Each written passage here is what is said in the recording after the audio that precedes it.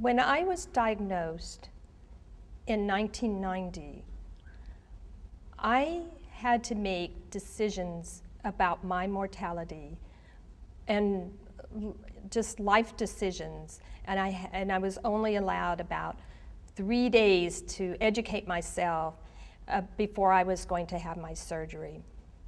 And what I found out was that I had a very serious breast cancer diagnosis, and I had a lot of confidence put in my doctors that they would give me the right information that I needed, but I really had difficulty in finding the information I wanted to make my decisions.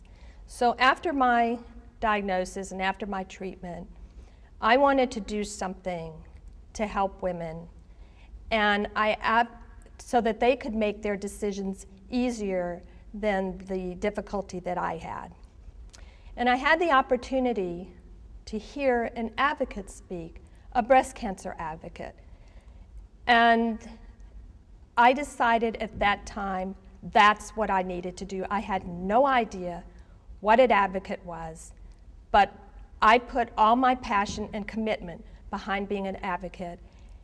And you can make change for the better, for research, for access to care, for yourselves.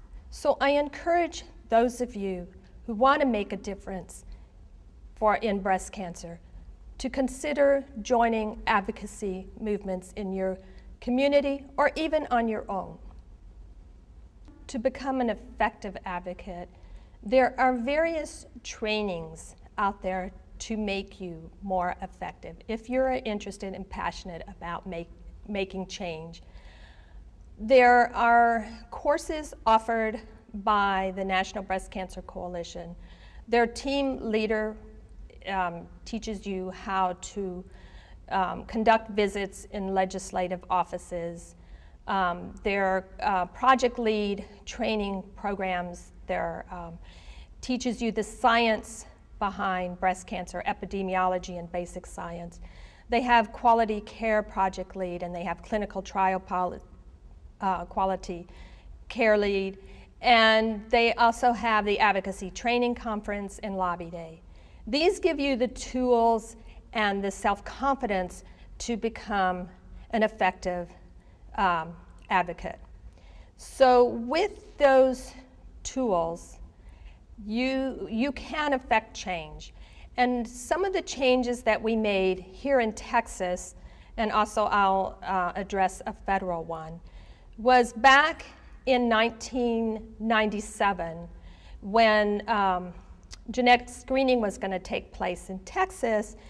We as advocates from the Alamo Breast Cancer Foundation realized that there was no protections in place from discrimination in employment and health insurance. And so we were able to get, with hard work, that legislation passed in 1997.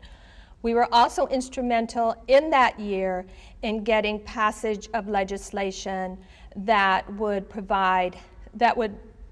require all Texas insurers to pay for reconstruction, including the non-infective breast for symmetry, to promote symmetry.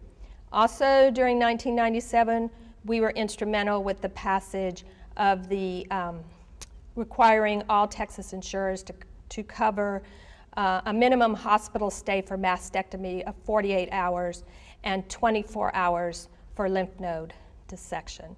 So that's what we did in 1997. Then we're on the board of the National Breast Cancer Coalition, which is a board made up of organizations and advocacy groups from across the United States. And all of us in our communities were working on outreach programs where we would use a federal program, the Breast and Cervical Cancer Early Detection Program, to screen women for breast cancer. But there was no money if they were to provide treatment if they were diagnosed. And so through the board of the National Breast Cancer Coalition, we were able to have legislation introduced at the federal level, the Breast and Cervical Cancer Treatment Act, which passed in 2000. Then we had to go back to the states and convince our states to opt in, which we really worked really hard on that. That was a hard one for us. In 1997, that was a breast cancer year. We had no trouble. But with this one we did, because Texas is a conservative state and they do not like entitlements. And so we worked hard, and by the end of 2001, the end of the legislative session, we were able to get Texas to opt in, but there was no funding for it. So we had to work a little bit harder, very hard, and we convinced the governor to find the funding, and so we got the Breast and Cervical Cancer Treatment Act for Texas. And then our next legislation we worked on was we get a newsletter from the National Cancer Institute that alerts us of what legislation is passed in other states. And we noticed that there were 23 states that provided routine care cost coverage for those participating in federally approved clinical trials for all life-threatening diseases, but Texas was not one of them. So there we went again. We said we got to do this for the state of Texas. And that one was probably one of the hardest ones we ever worked on. It took us 2 sessions of the Texas legislature that only meets every 2 years for 5 months at a time. So it took us 4 years to get that bill passed. So now we have removed a barrier to accrual to clinical trials, which provides the advancement of clinical research. And so now we have that in the state of Texas. And one other thing, it doesn't necessarily have to be legislation where you make changes. Another thing that happened in San Antonio was, with our outreach programs, we always utilized mobile mammography.